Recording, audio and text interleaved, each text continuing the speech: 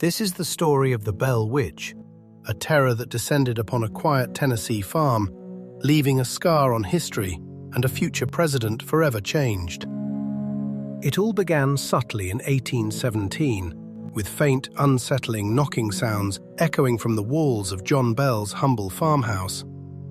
A rhythmic, insistent tapping in the dead of night. At first, they dismissed it as rodents or the wind, but the knocking grew bolder, more deliberate, as if an unseen hand demanded attention, growing louder with each passing night. Then came the scratching, like nails dragging across wood, and the chilling sounds of chains being dragged across the floorboards above their heads.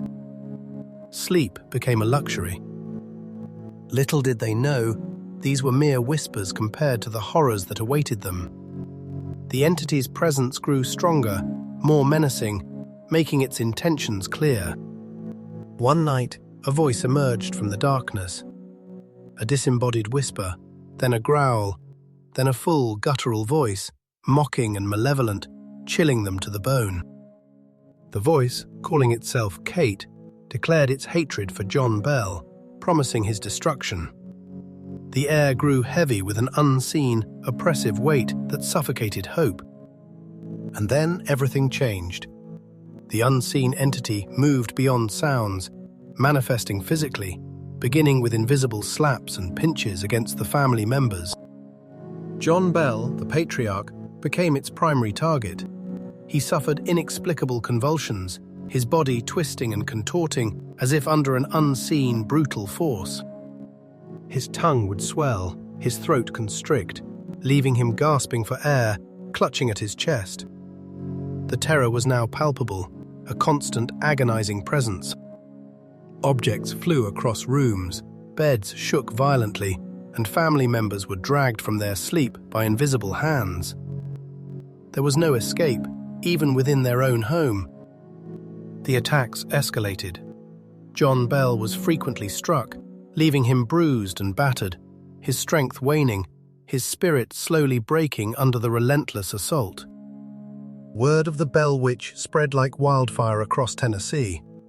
The inexplicable events drew curious onlookers, but none could offer solace or explanation. Among those who heard the chilling tales was General Andrew Jackson, a man known for his unwavering courage and skepticism, then a rising political figure. Jackson, intrigued and dismissive of supernatural claims, decided to visit the Bell farm himself, bringing a small entourage, convinced he would debunk the witch. Upon arrival, his wagon inexplicably stopped, held fast by an unseen force. His men tried everything, but it wouldn't budge. A chilling silence fell over them. Jackson, visibly shaken but resolute, declared, "By the Eternal, this is no ordinary haunting." He understood then that something truly sinister resided on this farm. Inside the house, the entity's voice greeted them, demonstrating an eerie ability to quote scripture perfectly and reveal intimate details of Jackson's distant past. The witch recounted events from distant battles, private conversations, and family secrets that only General Jackson himself could possibly know. It was unnerving. The physical attacks continued, even in Jackson's presence. Objects flew, and the air grew thick with an unseen malice that caused even his bravest men to cower. After only a few days, a profoundly disturbed General Jackson abruptly departed the farm, cutting his visit short. His skepticism was shattered, replaced by dread. For the rest of his life, the future president refused to discuss the inexplicable events he witnessed at the Bell farm, forever haunted by the malevolent Kate. John Bell eventually succumbed, his death